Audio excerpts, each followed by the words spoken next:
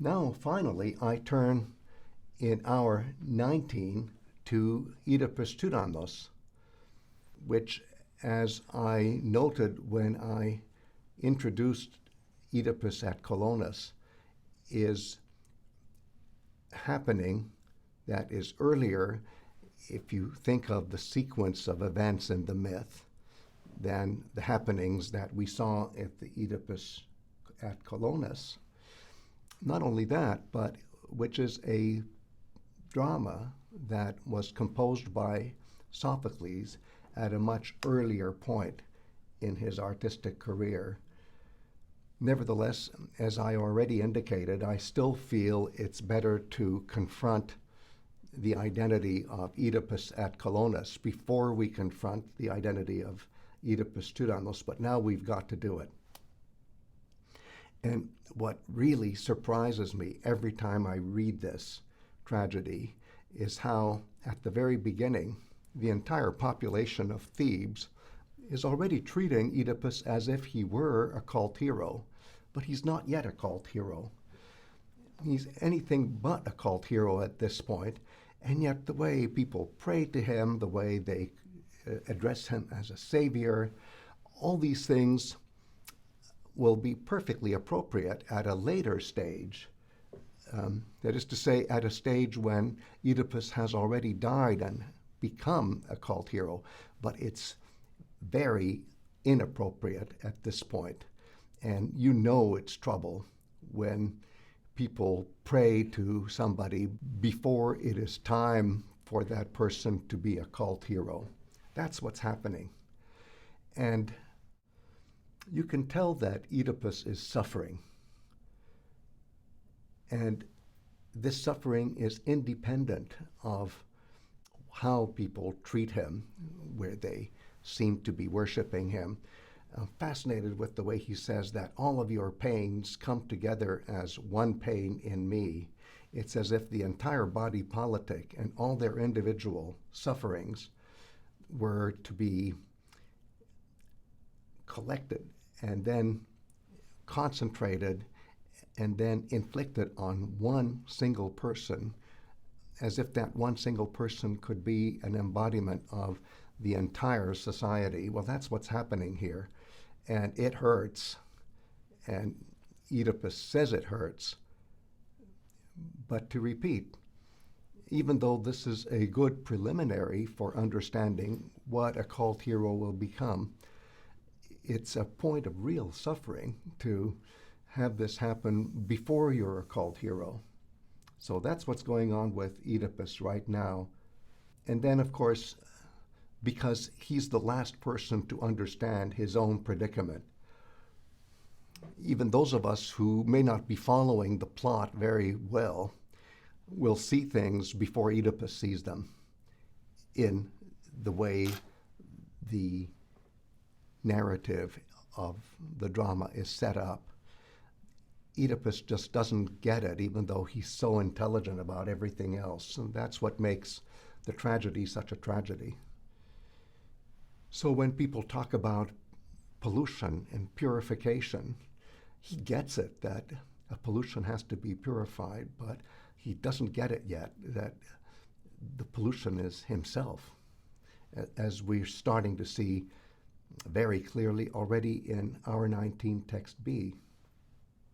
And in Hour 19 Text C is maybe the best place for us to contemplate this strong feeling of Oedipus that all the pain of all the people in the community comes together as one in his own body, in his own mind. In Hour 19 Text D, if we pay very close attention to the precise wording, we see that all the words having to do with concepts of the hero and how the hero can potentially become a savior for the community, they're all here, except that the way Oedipus understands and doesn't understand, it just doesn't add up yet. And it so doesn't add up yet that you know he's in for a horrible fall. even though the language keeps talking about falling down and getting up again, and talks about getting up as if it were a resurrection after death. So it is truly a tragic setup for the enormous fall that will be experienced by this larger-than-life character.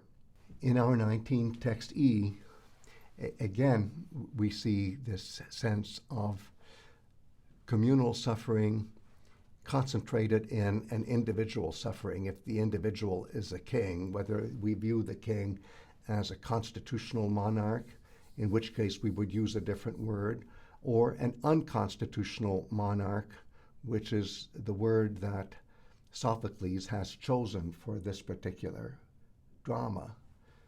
Oedipus is Tyrannos, not Basileus, even though sometimes in the Latin translation we say Oedipus Rex, Oedipus the king. In the original Greek, it's Oedipus the tyrant. And I think this is a good moment to meditate on how Aristotle, the great thinker of the 4th century, defined tragedy. And I show you the wording in our 19 text F. And it is well worth your while to look at this definition very carefully and to keep in mind that for Aristotle, Oedipus Tyrannos was one of the most representative of all Greek tragedies. Aristotle loves to use Oedipus Tyrannos as exhibit A for what tragedy is all about. In our 19 text G, you see the primal moment of the self-blinding.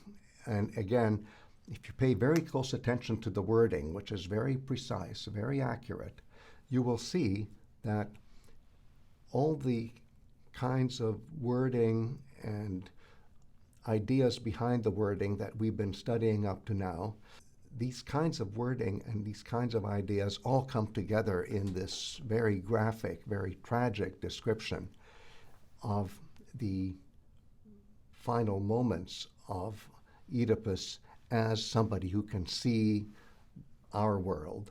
And then after this, he will no longer be able to see the world as we see it.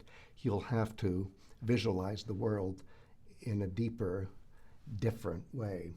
The way Oedipus talks about his sight, his vision, is most visible in text H of our 19. And I find it very important that Oedipus associates Apollo, the god of the sun, the god of light, the god of illuminating the world of vision that we have, with the tragic experience that he is undergoing. Again, the language is very precise, and the more closely we read the language, the more deeply we understand how the wording and the ideas all come together here in this particular tragedy.